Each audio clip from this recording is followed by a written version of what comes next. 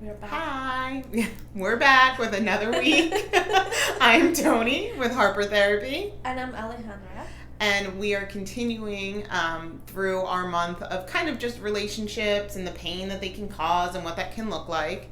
Last week we spoke more specifically about domestic violence and some of the signs and how that can look different. And then this week we're kind of jumping in to talk about like why or where did you learn that that's okay? Right. So a lot of the times, what we kind of mentioned last week is like you may be with someone that they physically or verbally hurt you and you feel like you should be okay with it, or like that you shouldn't complain about it, right? Or maybe it's not that bad. And we'll figure out where does that came from. And a lot of, obviously, from your childhood. Yeah, it always does. It does, because a lot of us grew up with parents that maybe they were taught the same thing. That it's okay to manipulate people. It's okay to make other people feel like it's their fault. And it's okay to not take responsibility. It's okay to not be accountable. And when you're a child, you cannot make sense of that because your prefrontal cortex is not developed. So the only thing you can come up with is like, oh, it must be my fault. Right. Like, it's always my fault. It seems like I'm the X factor because all adults in my life are telling me. And you just use that as your way of, as your mantra, I'm saying. And then when you grow up, you think it's the same thing. It must be my fault. That's why if I don't go out, then he will stop yelling at me.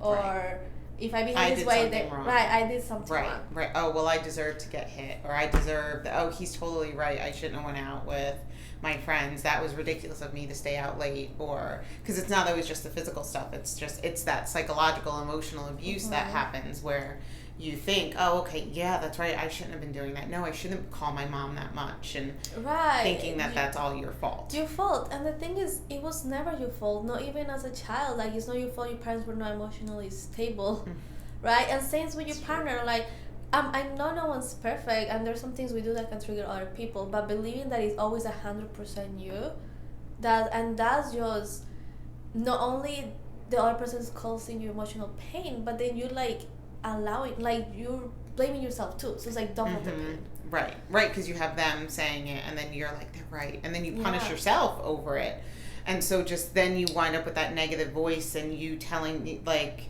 reiterating everything negative that person is saying, making it okay when it's not. And almost trying to make up for it too, like, oh, well, that's right, because I shouldn't have done this. And then you make a lot of excuses, and just helps the cycle to keep continuing. You think there's something. Maybe if I change this time, it won't happen. But it won't. Right. Maybe if I don't go out late, It's at the end of the day, it won't happen for a few weeks, or you'll keep it, together for a little bit. But at the end of the day, they are not reliable either. They may say, well, if you don't do it, like, I'm really going to stop. But that just lasts like 2 days, and like, they're not gonna be reliable or accountable. They're not gonna say, yeah, I messed up. It's always gonna be, yeah, you did. Right.